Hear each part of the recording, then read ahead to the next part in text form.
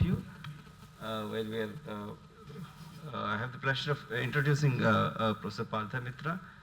He is a Click-Ray professor at Cold Spring Harbor Laboratory, Cold Spring, New York, adjunct associate professor at Cornell University Medical School, and also NYU Medical School. He is the H.N. Mahabala Distinguished Chair Professor of Computational Brain Research in IIT Madras, collaborating with my colleagues from Computer Science and Engineering.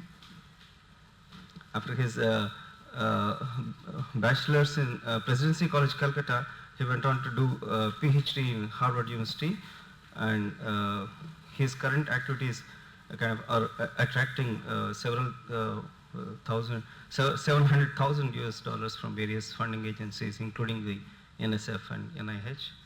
So his group is engaged in generating brain-wide connectivity map for mouse, and has actually collected close to a petabit of data on brain images, and is working towards generating an integrated understanding of this brain function that kind of employs both theory, data analytics, and experimental work.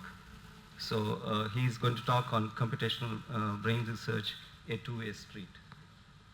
I'd just like to start by acknowledging the vision that Chris Gopalakrishnan has just put forth, which I think is very perceptive, and I also am hoping that this will be an important event. I think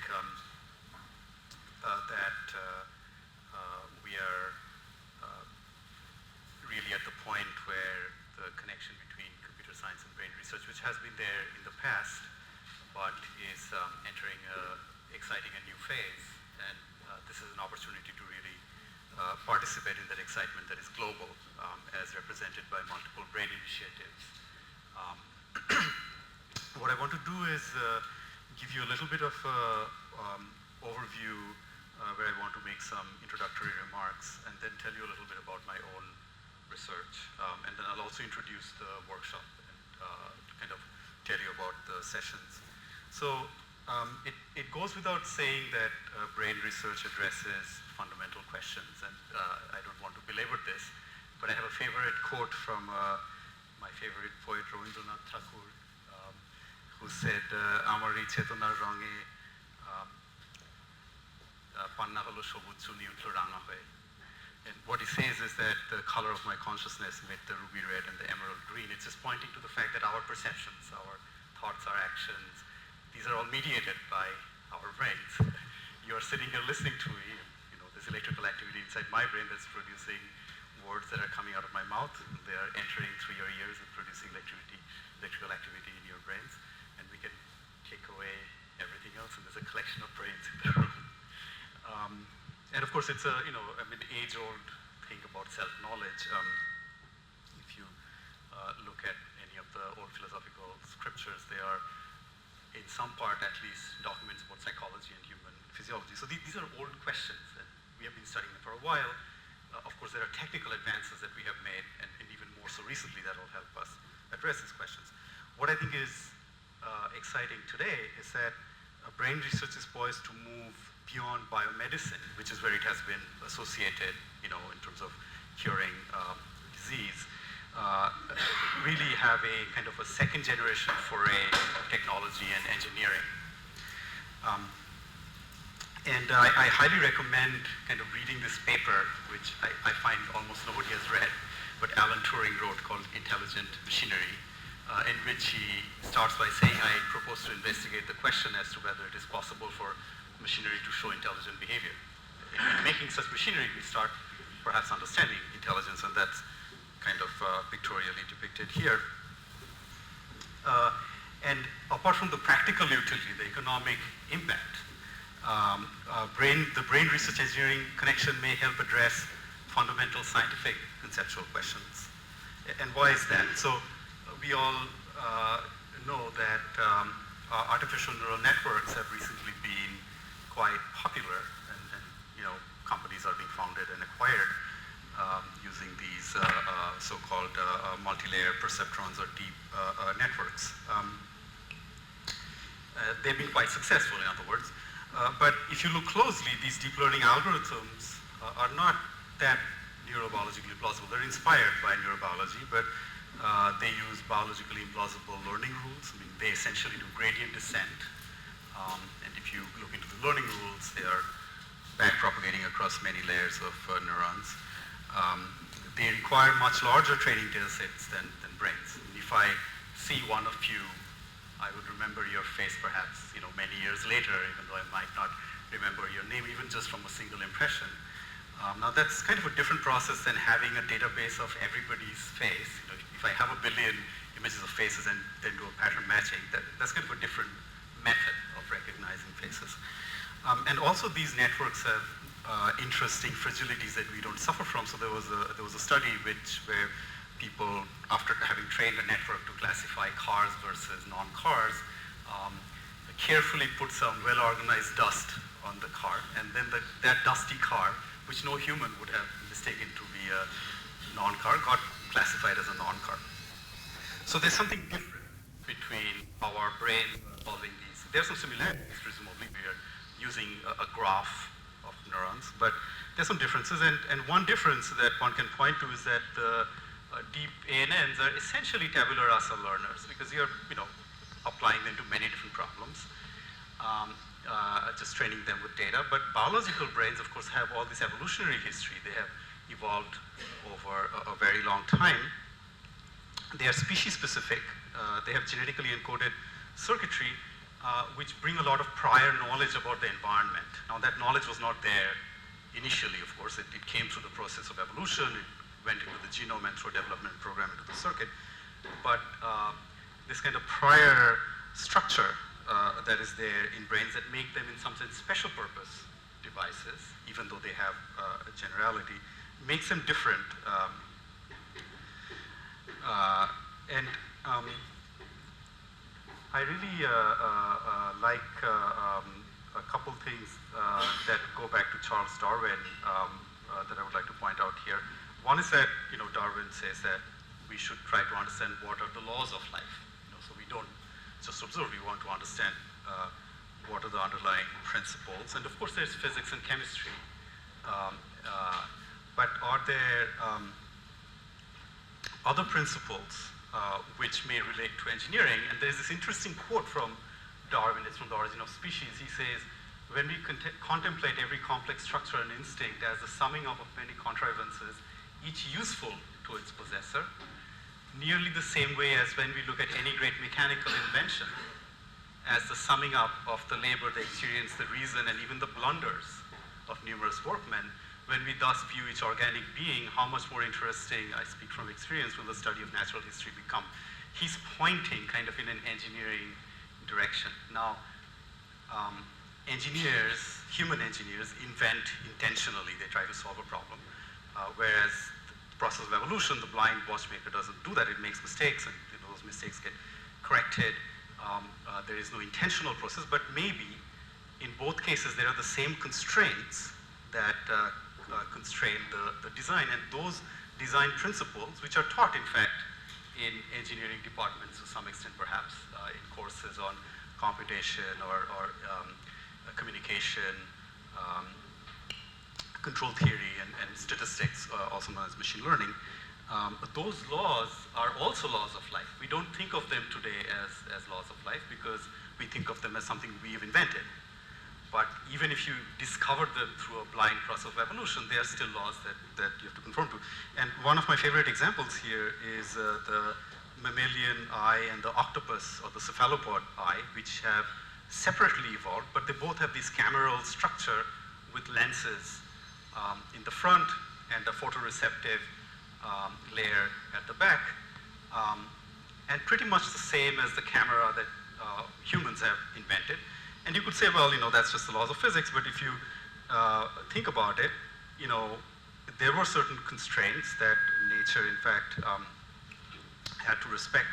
And in fact, these inventions that nature made are not necessarily optimal. For example, we have a blind spot and the octopus doesn't because it has put the photoreceptor layer in the front, as opposed to in the mammalian retina, the photoreceptor layer is at the back and the wires have to go back at some point, and that's actually a weakness in the design if you want so. So the natural design certainly is not perfect, but there is this connection between engineering on the one hand and biology. And there is a long-standing connection between, if you want, brain research, interpreted broadly, including the intersecting method, and psychology and computer science, which is, if you think of linguistics and the theory of formal languages, of course, this connection is well known. So there are these famous papers by Noam Chomsky that both elucidate the formal properties of computer languages, which were important for creating the context-free grammars that are behind the compilers of the computer languages that we use. But the Chomsky hierarchy was also meant to help understand the syntax of human languages. Now, this is I think, still ongoing and controversial topic of how this hierarchical view of languages relate to human languages and so on. But certainly the connection has been there for more than a century. And I was very interested to learn today about the 1955 as a date when computers were first installed in India. So look at the date on this paper, 1959. So very early on, the theoretical work was being done. And what's interesting for me is that human infants, and this, by the way, is both well known and somewhat controversial, but I just want to say it in simple words, that human infants have a species-specific capability that is encoded in their genomes that allows them to rapidly acquire the syntactic structure of human languages with less data than current machine learning approaches. You don't need to throw a lot of data at a human infant, although the human infant is exposed to quite a bit of environmental input, and of course doesn't come fully encoded with the language. We do learn our specific languages. But if you were to take our closest primate cousins and give them similar developmental environments, and attempts have been made to do that in the so-called Project NIM, they do not acquire the same language syntax. And this species difference is encoded in the genome, for sure, and presumably results in different circuits that are there in the brain. These circuits are not going to be majorly different. They're made of neurons. The neurons are connected pretty much almost the same way as in chimpanzee brains and in human brains. So there are some subtle differences, and that gives this language learning capacity to one brain and it doesn't to the other. We don't really know what the details of those circuit mechanisms are. So now this may be a very tough problem because the human brain is in fact very difficult to study in terms of its circuitry. But if we did understand those circuits, perhaps we could build better computational tools for natural language processing, which is something that would have economic impact. And this is an interesting fact, which is that if you look at word order across human languages, this is from a book by Mark Baker called The Atoms of Language, which I highly recommend. If you look at word order, so subject, verb, object is used in English, subject, object, verb is used in Bengali, for example. These two patterns dominate human languages, whereas there are some other patterns of the word order which actually don't even occur or occur very infrequently. So statistically speaking, there is a kind of a dominant word order in human languages, and that, is it just a cultural artifact, or maybe there is some constraint even in our circuitry that kind of prefers, if you want, a particular word order. Now, having said a word or two about circuits, I want to make this analogy. So if you look at the history of physics, it started with a kind of documentation of planetary motion, the dynamics of how planets moved around. And one could analogize this perhaps to brain activity and behavior. This is the dynamics of the nervous system. And behavior in some sense is still brain dynamics. You're just seeing it externally through effectors. And linguists might call it performance. On the other hand, having observed these planetary trajectories, of course the great advances that were made by Newton were to come up with the laws of motion that summarized these dynamics. What's the equivalent of the laws of motion? Well, one could argue that the circuits in the brain are, in some sense, the laws of motion that govern the nervous system activity. And this could be made formal in a certain way. So linguists have a notion of competence. It's not the actual talk that I'm giving, but all possible talks that I could give, right? That's my competence. And that is encoded in my brain circuits, which is partly genetically encoded. Of course, it comes through my developmental experience, through the specific, and during the developmentally plastic period when I was learning. So all the students in the room, I really encourage you to take advantage of your developmental plastic period when your brain is still learning. Those circuits are still forming, but at some point, you get those circuits, and those circuits contain, in some sense, the laws of motion that give you the activity and the dynamics at the end of the day. So, in my own work, I have kind of worked both on the activity and on the circuitry, kind of in reverse order. I started with analyzing neurobiological signals as well as behavior, and I'm going to summarize that work for you a little bit. And then more recently, I've been working with circuits. So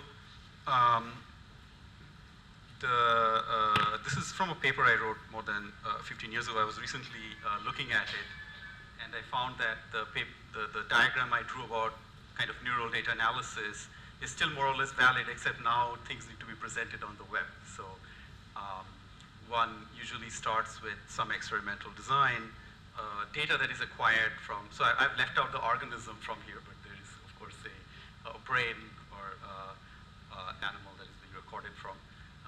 The data are usually passed through an almost stereotypical set of analytical stages. One has to look at the data. That I grew up kind of in the Tukey school of statistics at Bell Labs, and just visualizing and looking at data was considered very important. So data representation and visualization, maybe even compression if you end up with lots of data. Then, like I have a petabyte of data, and even recently storage was quite expensive. So there is kind of pre-processing stages, and then it used to be, at least in those days, that the more sophisticated analysis had to be done offline. Those things may be changing. I think we will hear later this workshop about electron microscopic data, but the data volumes are so large that you can't even store your raw data anymore. You have to maybe start processing it early on. This kind of gives you a general flow of how one analyzes neural signals. And one can either look at neural dynamics, which can be measured non-invasively, but directly using EEG or MEG, non-invasively and indirectly using fMRI, and invasively by putting in electrodes or using optical imaging. So many different ways of looking at the activity of the brain itself. And just to kind of step you through some work where signal processing methods, which actually come from engineering. So this is one way how engineering has been useful for brain research, which is the signal processing tools or the image processing tools are useful for analyzing the data sets. This is some work I did with Rodolfo Linas some time back, where these are just power spectra of magnetoencephalographic recordings from the human brain. And what you see in blue and red are two groups. One is kind of a control group, and the other is a group with the number of disorders that Rodolfo classified as thalamocortical dysrhythmias. The idea is that these groups were separated by just the power spectrum of the MEG recordings. And I would note with some interest that if you look at Norbert Wiener's cybernetics, you'll find one of the very first EEG spectra that are computed together with error bars. So, that's an old neural signal processing connection by one of the founders. Think of engineering, modern day engineering. One can look at spike trains, and so this is a paper that analyzes that, walks through the different methods used to analyze spike trains. Here is the time frequency analysis, so that's something that's also a signal processing method that's quite widely used in engineering. And I'm putting these things up to give you the flavor that these are not so alien to, let's say, an engineering curriculum. These are methods that are already being used in a slightly different context, perhaps, but they can be reused to analyze brain imaging signals. Here are spatiotemporal patterns of activity being analyzed. In this case, these were voltage dye recordings. Instead of looking at the neural activity, one can also look at behavior. So I'll give you a couple examples. And I personally found the analysis of behavior very useful. One kind of technologically important thing that is happening is, there's Fitbit, there's all these other monitoring devices for human behavior that have now become quite prevalent. So there is an old field of analyzing and interpreting and thinking about animal behavior called ethology. Here's just a fun example of, this is a trajectory of a fruit fly walking around in a dish. This is some work that we did, and quantified the locomotor behaviors. More interesting perhaps is this work which I did with colleagues Ofer Chernikovsky and Fernando Notenbaum over several years, how birds, zebra finches, learn their song. And one of the things we did early on was the standard in the field was the humans would look at two spectrograms and judge their similarity. This was 10% similar, 20% similar. And what we did was to automate that kind of similarity judgment, because without automating, you cannot scale up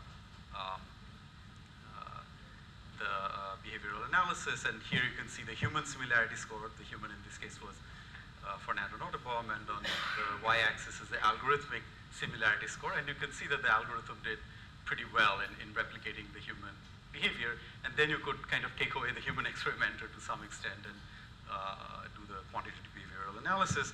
And this turned out to be quite fruitful. These are just spectrograms of zebra finch songs. And one of the interesting things we found was very quickly after exposure to song, within like a day or so, there was quite a visible change in the characteristics of the song. So something changed in the brain very rapidly. And this was not well understood before we did this kind of behavioral quantification. This work was done some time ago. We analyzed the effect of sleep on song learning purely on a behavioral basis. Finally, one thing that was one of my favorite studies is we actually studied the evolution of song culture across multiple generations. And we found that the wild type song culture, so the birds in the wild learn the song, so the male bird learns from its father, doesn't make an exact copy. So there's some variation, but these variations produce dialects. So you can get a dialect over here, a dialect over there. However, the isolate songbirds also produce an isolate song, which is purely genetically encoded. And that is different from the song dialects. And the question that we had was, what is the relationship between the song dialects and the isolate song? And I made the hypothesis that the song dialects would emerge de novo if one started with the isolate song and waited a few generations. And that is, in fact, what we found. Just to summarize all this work that I've just shown you, time frequency analysis played quite a basic role. And it was a tool that really was developed originally for audio engineering, has become important for neuroscience, and it's become quite a mainstream set of tools. Now, I took some of this work and organized a few courses. There may, at least some of you in the room would be familiar with this set of courses. We encoded the algorithms into a MATLAB toolbox, which is now fairly frequently used. And I also wrote a book about this that has some tutorial on the neural signal processing methods. So after having talked to you a little bit about my work with neural signal processing, I want to tell you about my current work, which I'm doing to map out brain circuits.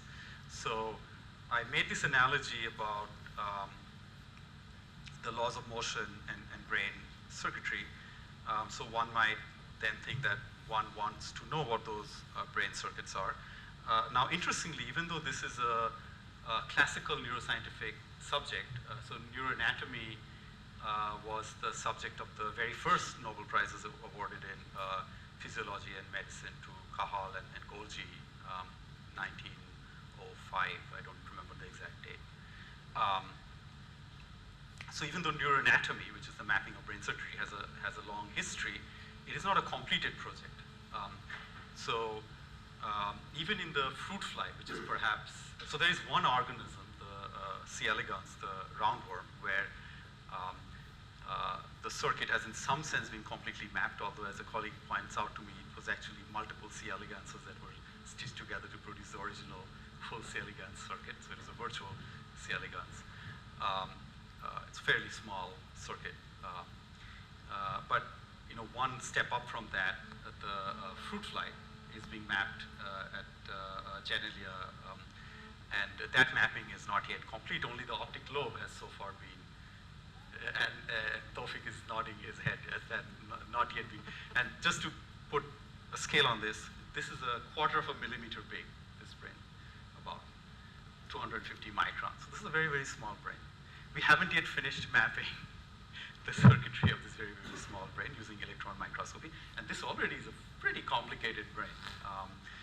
So just to give you a scale of where we are in terms of our knowledge. Now, this is not to convey the impression that we don't understand neuroanatomy at all. I do want to emphasize that there is a century of very productive work, and a lot of the knowledge we have gained in neuroscience does come from neuroanatomy. I think you will hear about visual system neuroanatomy and perhaps cortical neuroanatomy from some of the talks later today. Having kind of noticed this knowledge gap, I set out some years ago to try to systematically close this gap, to map out brain circuits. And I organized a few meetings in which the outcome of which was a proposal that at a certain scale of analysis, which we call the mesoscopic scale of analysis, perhaps we can map the circuitry of vertebrate of mammalian brains, which are quite a bit larger than fruit fly brains. Now, since these early days, now people have gotten more ambitious, and there are proposals that perhaps even in the mouse brain we will be able to do significant EM reconstructions. But that's still a future work. So just to put a scale on things, that's the mouse brain, that's the macaque monkey, that's the human brain. They're quite different in size. What is the mesoscopic scale in neuroanatomy that I'm addressing in the specific project that I started? Well, here's a cross-section of a sagittal section of a mouse brain with just the myelinated fibers. So not all the wires are being shown, just the wires which are coated with myelin to speed up action potential propagation are being shown. And one thing that you notice is, of course, there are patterns, and these patterns are going to be the same across different mice. So this is the species specific, if you want, structure in the circuitry. Here is the olfactory bulb. Here's the brain stem and the spinal cord. There's the cerebellum. If you start zooming in, you still see this structure, which again will be replicated from mouse to mouse. But once you get to a sufficiently fine level, of course, you reach somewhat of a more, I don't want to say quite random, because there is still some regularities in the structure of the microscopic scale, but something that's individually specific, something that makes, if we look at our own brains, there's of course something that makes our brains human, so that's common across humans, but there's something that also makes Chris's brain and not Briganka's brain, for example. So in that, there are some larger scale patterns that may be different, but there's also fine microscopic details with the memory of our developmental process resides. Now, there was some white space in those images. If you zoom in into those white space, so these are the neuronal cell bodies, but if you zoom into those white space, that's of course not white space. It's full of the neuronal wiring down at the very microscopic scale that you see with electron microscopy. Here's a synapse with the vesicles in the presynaptic terminal. So one wants to think of the brain kind of as spaghetti pie, right? So you have this dense tangle of wires, and the cell bodies are not taking up most of the space. Even the myelinated fibers in the mouse brain are not taking up most of the space. It's mostly these unmyelinated processes. And this complexity, at least currently, apart from electron microscopy, is not really possible to address.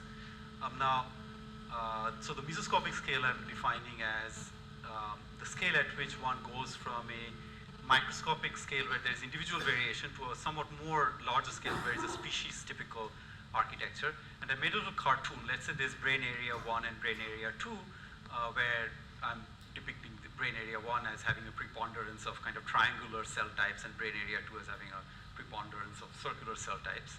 And these are two different individuals. So you look at individual 1 versus individual 2 at the microscopic scale, they will look somewhat different. But if you start smoothing, the two individuals will start looking more the same. They will not exactly still be the same. So this is the idea, that there is some scale at which species-typical patterns emerge, and we are trying to map circuitry at that species-typical scale. Not to say that, that's the end of the story. I mean, this is just one thing that we set out to do, and is a closed, and is a sort of a project which we'll be able to close and then move to the next project. Now, individual neurons are tree-like objects. This is important to keep in mind, that if you, and this is a visual that I created. So if you look at the human motor neuron, for example, there's a neuron that's starting out roughly over here and sending down processes all the way down into your spinal cord. Now, just to give you a scale, supposing we enlarge this neuron until the axons were roughly the size of a pencil or a finger. So that's a large enlargement. How tall do you think this motor cortical neuron would become? Any guesses? So we are now enlarging the brain until you can see the individual axons at the scale of, let's say, a finger. So how big will a human motor cortical neuron become? 3 feet? 5 feet? Any other guesses? Eiffel Tower? Any other guesses? It's going to be as tall as Mount Everest, if you do the calculation. The aspect ratio is enormous, because axons can be as thin as 1/10 of a micron. And so if you were to expand it to a centimeter size, a micron is 10 to the minus 4 centimeters, so that's a 10 to the 5 expansion. And you apply that to a meter, and you'll end up with the Mount Everest. So think of trees which are kind of the size of Mount Everest. I mean, not all of them are quite as tall, maybe the Alps, but that's still pretty tall, right? And these trees are forming a dense forest, and they're all touching each other. They cover the whole brain, and after touching each other in ways that the wires are jostling past each other, they don't have like free space to move around. That's kind of imagine a forest of Mount Everest tall trees which are so dense that no sunlight can ever get through. That's kind of the mechanical structure of the brain, and these neurons are connected. So what we are doing is, but nevertheless, at least in mammalian brains, neurons have this structure where there's a cell body close to which there is a relatively localized dendritic part where the inputs are coming into the neuron, and there's a more extended, typically axonal arbor, which can go all over the brain, in fact. So it's a tree-like object.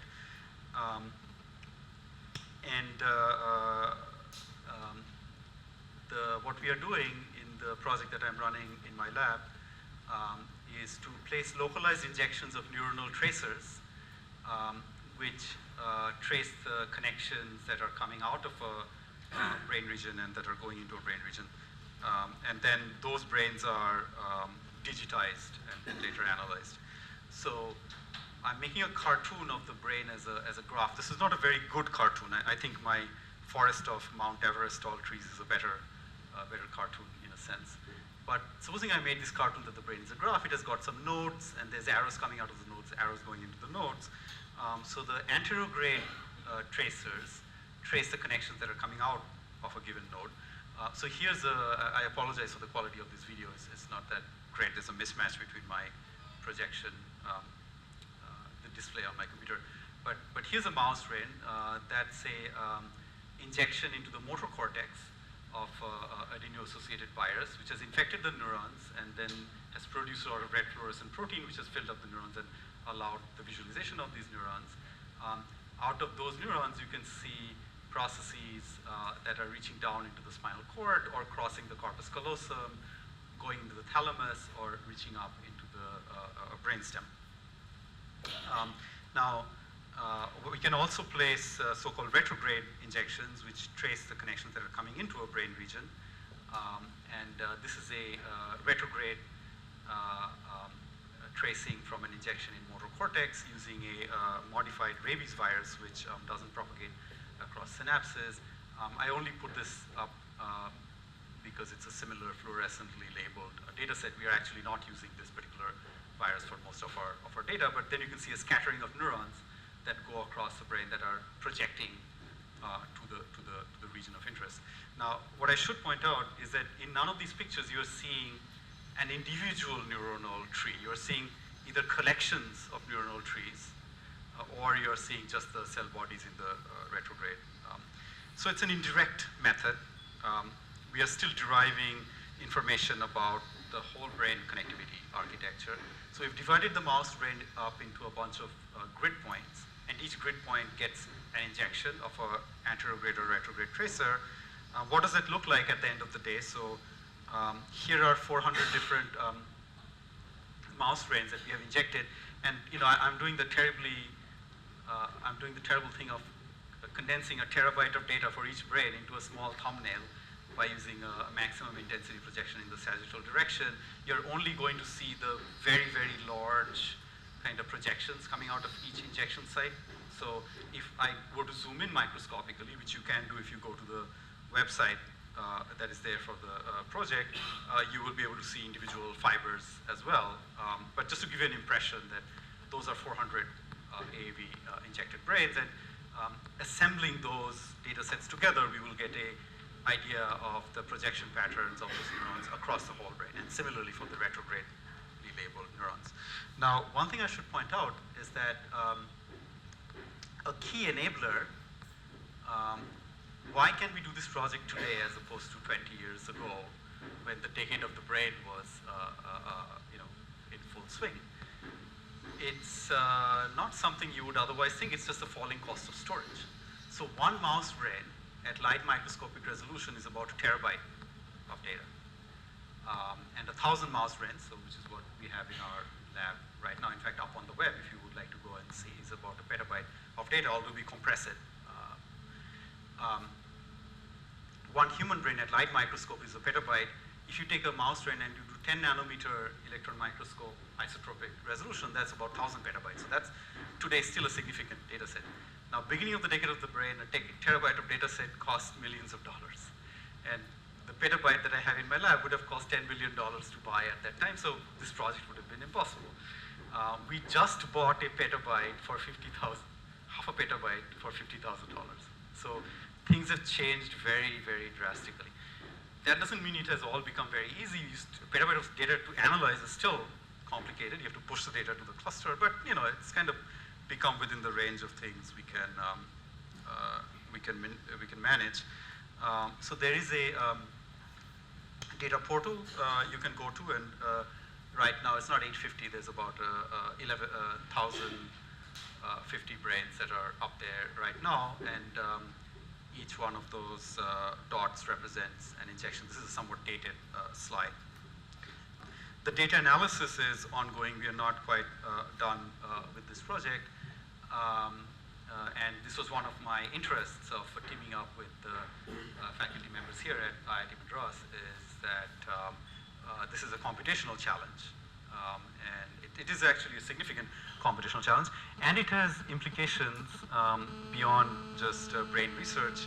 For example, in digital histopathology, one kind of encounters the same sort of image processing challenges on large data sets.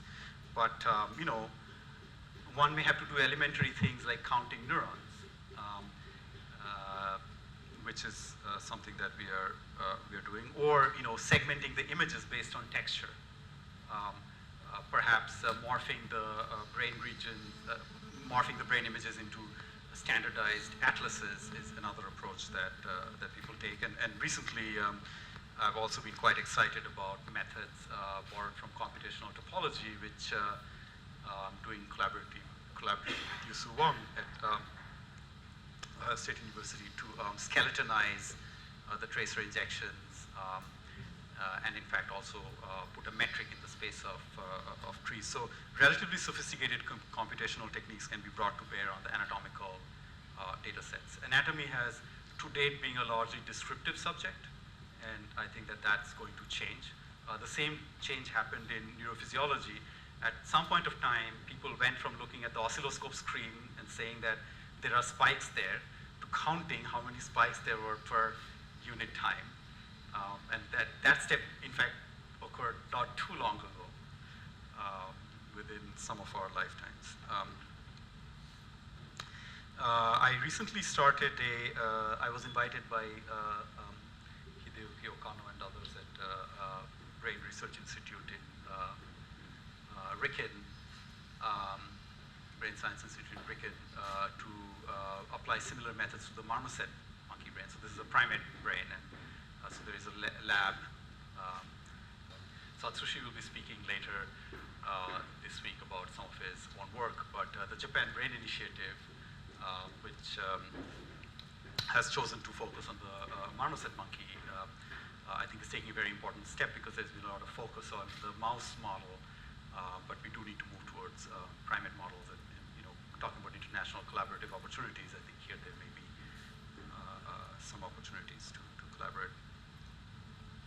I will briefly mention one of my projects as a teaser for my theoretical physicist colleagues. So I have a PhD in theoretical physics. I didn't start out by doing experimental neuroanatomy, and I have recently returned a bit to my roots in taking tools from statistical physics, but to analyze machine learning algorithms. So I'm not going to elaborate on this, but this is just to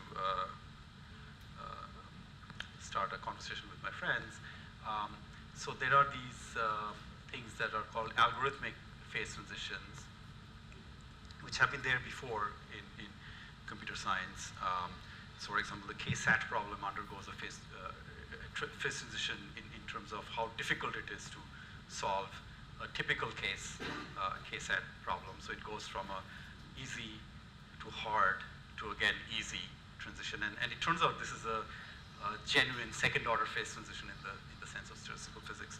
Similar phase transitions appear in compressed sensing, where there is kind of a good phase and a bad phase, where the recovery algorithm works, stops working, and it turns out to be a second order or a continuous phase transition.